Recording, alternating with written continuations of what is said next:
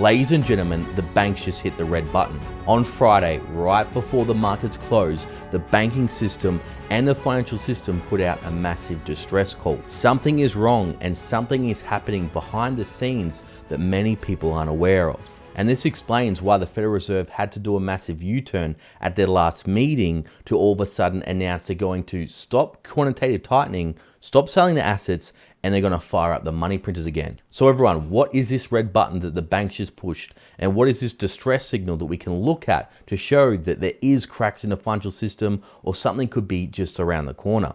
Okay, now first things first, in order for me to explain the seriousness of the situation we're in, we have to look at what happened the last time the banks hit this red button and what exactly happened and what would be the consequences if the Federal Reserve didn't come there to save the day. Well, the signal that we got on Friday right before the market closed was the repo markets. This is a market where the banks go to when they have nowhere else to go. And they like to make this sound very, very complicated so you don't pay attention to what this is. And many people fail to explain it in very simple terms because I'm a simple man and definitely need to understand things in simple terms.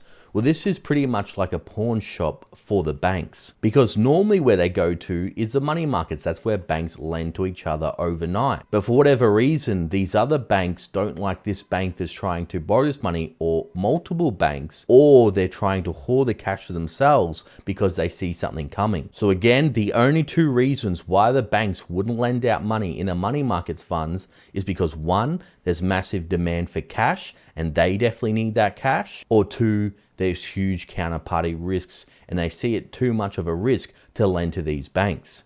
So okay, now that we know that this repo market is pretty much just like a pawn shop for banks that either can't get money because there's no liquidity, or they can't get money because they're too high risk, and like, just a normal consumer may go to a traditional bank, try to get a loan, they can't get it from that.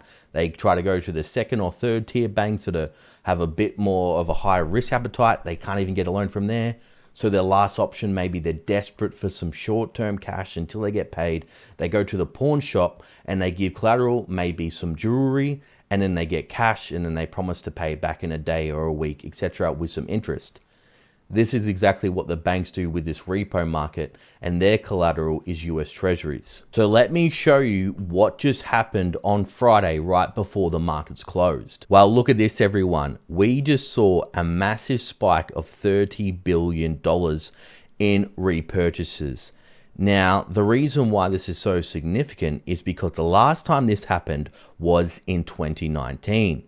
And let me explain to you exactly what happened in 2019 and why it's so important. So as we can see in this chart here, in 2019, we saw interest rates massively spike. And it just goes up to 8% here, but it actually reached 10% in some transactions. And what this caused is the secured overnight financing rate, which is SOFR, to increase by 2.3 percentage points to 5.25% for that day.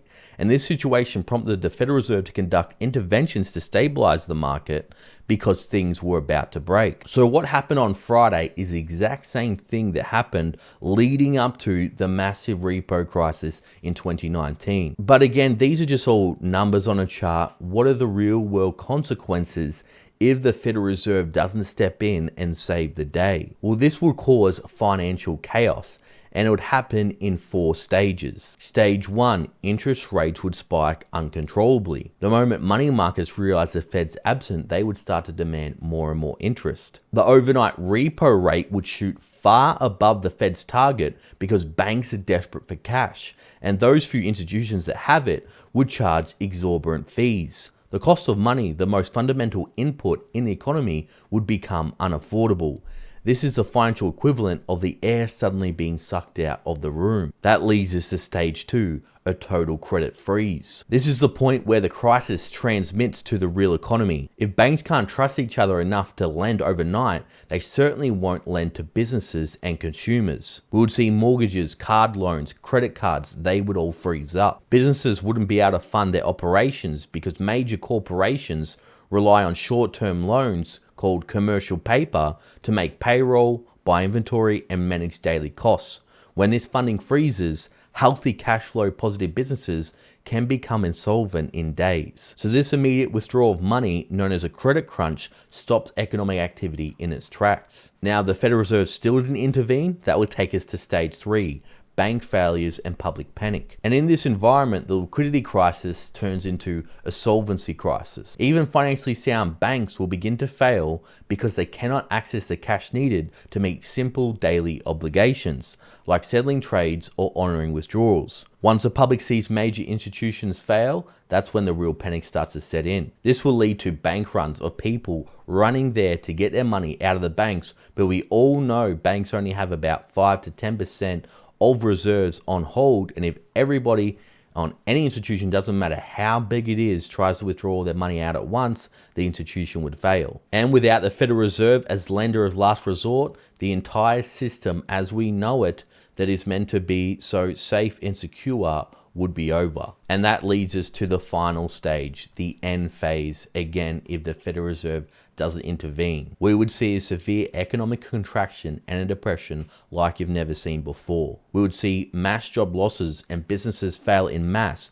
because they can't get credit or pay their staff. We would see asset deflation. All these banks, all these businesses that desperately need cash, they will be forced to sell these assets like stocks, bonds, gold, real estate for pennies on the dollar. Unemployment soars, spending stops, and the economy enters a multi-year recession or even worse, a depression. So that's the stakes, people. That's how important this game is, and that is why the Federal Reserve is going to bail out the banks every single time. Again, I'm not saying that's going to happen. I'm saying this is what would happen if the Federal Reserve didn't keep bailing out these banks. So that sounds pretty bad, right? Surely the Federal Reserve can just bail out these banks, keep giving them liquidity, and everything will be okay. But no, every action has another opposite reaction. And this is what we've been seeing happening over the past few decades since 2008. Ever since the banks have been allowed to be bailed out every single time, they've become too big to fail. And so the Federal Reserve has to keep on printing money, bailing out these banks. They get to take massive risks that none of us could take, because if we took those risks, we would go insolvent, we would have this credit crisis, we would have to go to the pawn shop to get credit. Nobody would want to lend to us, but it's different rules for thee than for me for these mega banks. And the consequences for this is the reason why we have so much wealth inequality, the reason why inflation is so high, why the standard of living is falling, because this keeps happening. So okay, I know that was pretty intense, so let's get back into this report. Well, as we can see here, everybody, this is actually happening. We just got this report from Reuters that the Fed's T-bill, that's Treasury bills, pivot is expected to ease supply, but rate futures flag tight funding. So even the mainstream media is now starting to catch on to the situation that we're in. It says here that the SOFR stood at 4.27% on Thursday, while the effective Fed's fund rate, reported with a one-day lag, was 4.12% late on Wednesday. The 1 month SOFR Fed fund futures spread is a key liquidity stress indicator, like I was talking about before. The more negative it is, the tighter the repo funding conditions are perceived to be. But there's also another player in this game, and that is the US government. And we're starting to see the consequences now of their unlimited debt binge. So the pressure in the repo market are also largely due to aggressive bill issuance by the Treasury to build its cash balance after the US debt ceiling was lifted over the summer.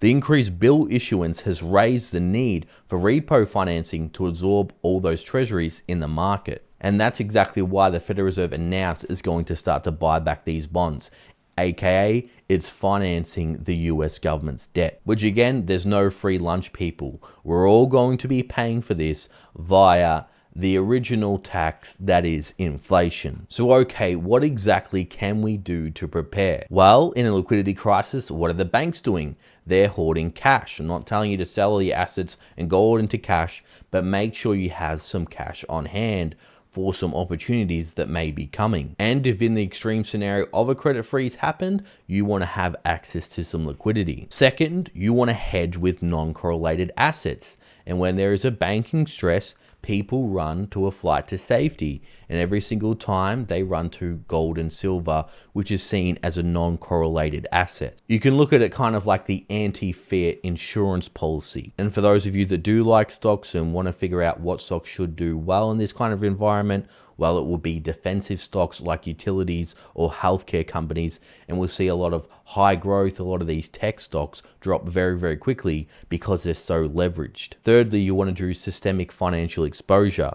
You want to avoid debt, you want to avoid leverage for this because banks are going to come calling for that money. So everyone, I hope this was informative for you. Again, I'm not saying the banks are going to collapse overnight. It may take two, just kidding, but it's definitely something we need to be paying attention to. Now, for all my loyal viewers and subscribers still watching, you're awesome.